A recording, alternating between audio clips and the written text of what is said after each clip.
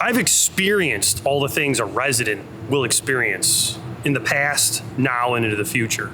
I've actually done what a business owner has to do when interacting with the government citing an office. Okay, and then from the government side, I've been on that side assisting residents, business owners, visitors, tourists. Okay, that's what needs to be in the office. Somebody who understands how to make decisions efficiently, but do them in a way where we don't forget important things that hurt us in the future. This is Bank Place. It used to be the home of over 10 storefronts. The building is currently being redeveloped, so this looks like this because this is underway. This was alive. My uncle had a storefront here called EG Electronics. It was a Fender and Marshall repair, shop. We had Masood's, we had Geisha, D. Nicola Photography, a rug repair company.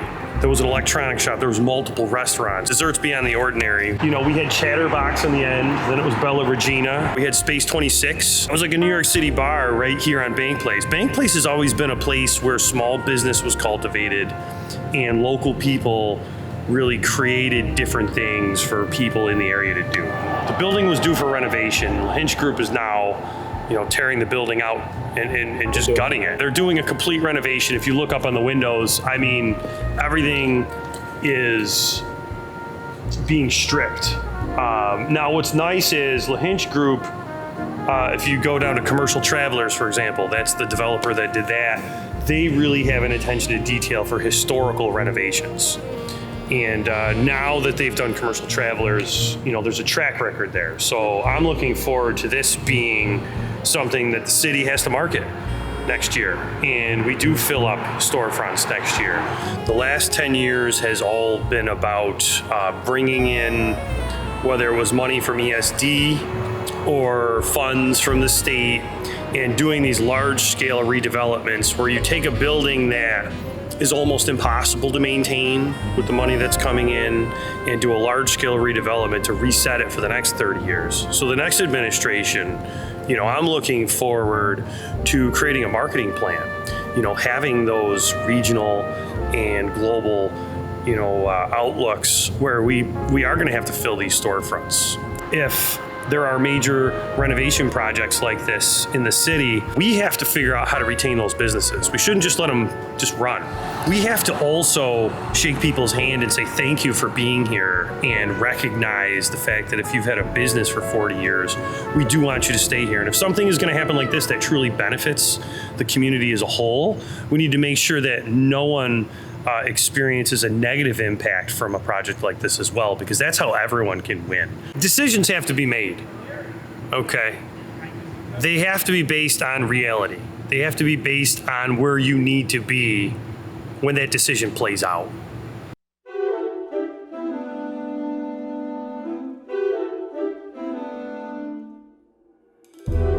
I used to get Chinese food in that place. I had been to Island Breeze before here. People were going in and out of Western Union. Granted, some of the storefronts would open for a year and then close, but it was active. Okay, you walked by this block and it was active. It was clean. It didn't look like this. Now if someone walks by this building, now this looks like Utica is blighted. So we have to be careful because clearly we made a mistake in how we proceeded here. This is something that I want to see finished. And we have to work with the current owners, whether it ends up in someone else's hands or it stays in their hands. We need to make sure this project is completed. And not just because it looks like a disaster, okay? Because this is part of the history of downtown. This is one of those blocks that when rebuilt will absolutely be another gem in the actual strip that we have here. There's absolutely, over the last 8 years, an ability to start incrementally improving this. Right now, everyone does feel like there's so much to do, we're never going to finish. But that's what a project manager, that's what a personnel manager does. You scope the project. You say, these are the milestones we have to hit. And then you get your employees together, you get your group together, you get your team, and you say, listen, I'm the person who has to deal with the fact that things aren't done. I just need the team. I need you to engage and do what we know you can do. And every time you finish something, you start refining that process. Every time you knock down different codes and nuisance abatement issues, you start refining the process. We could build a plan, even with the current staffing in this city, to turn things around and go in the other direction. And that's what I want to do for the city. That's what I want to do for the employees, so they can show up to work and actually enjoy their jobs, right? We could have some level, if you looked at what was going on in Bank Place, they did have everything consistently boarded up.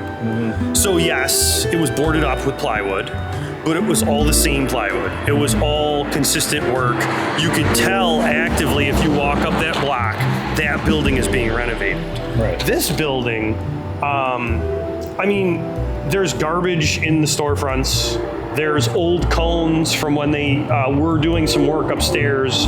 And there's just no care to the actual look and feel of what this is. We just had Hamilton College Week. We had tons of families who, are bringing their children here to go to school in one of the suburbs.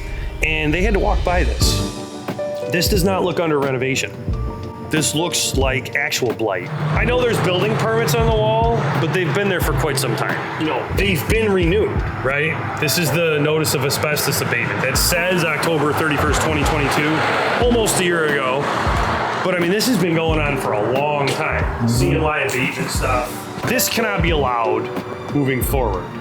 And this is something that a mayor has to do differently. I'm not even putting this at the hands and feet of the developer solely in this case. This is where you have to embark on a relationship. And if there's any type of partnership moving forward, which there was with this building, there was DRI money lined up for this building, okay, for the redevelopment.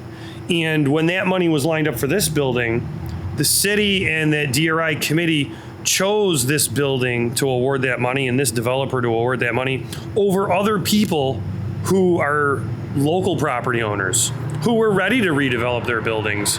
So this cascades into a lot of other issues in the community where we don't trust what the government's doing. I don't want to just put this at the hands of the developer, because we have to, as a city, as an administration, this is the foresight I will provide for the city, look at these types of situations and say, listen, I appreciate that you want to apply for this again. However, you do need to finish what you've started, because you're not finished yet. You look at the contrast between that and what LaHinch Group is doing. Okay, they finished a project. Yeah. Then they, worked on historic tax credits and other grant programs for May Road. We still need to maintain a relationship and try to build, moving forward, a positive relationship where if they end up selling some of their properties to other developers, if they end up reducing what they have so they can maintain the properties they own in a better way, we still have to move forward as a city, because the property owners still exist that are doing this development. So a lot of people just want to say, oh, write them off. You can't write people off. You can't, because then you can make a problem even worse sometimes. No, but here we are. This is Hotel Street. Again, this next administration, which I do plan to be, will be taking part in waking this entire block back up. But here's the catch. We need to wake this block up. We need to wake Bank Place up. Nexus is continuing to get busier and busier. There's a hospital coming online. Bleecker Street is alive and well. North Genesee Street is taking off wildly, and we have things actually starting to happen for real in the harbor at this point. We are gonna have a whole lot of commerce downtown. We absolutely have to focus on downtown continuing to grow and spreading its success throughout the city. But what we can't forget is our residents who live in all the neighborhoods. That's why I focus on that so much, because you can't just focus on one thing, all right? You have to, across the board, have a plan to execute for every single space in the city, for every single thing a resident needs, for every single department that needs service. That's just how it works.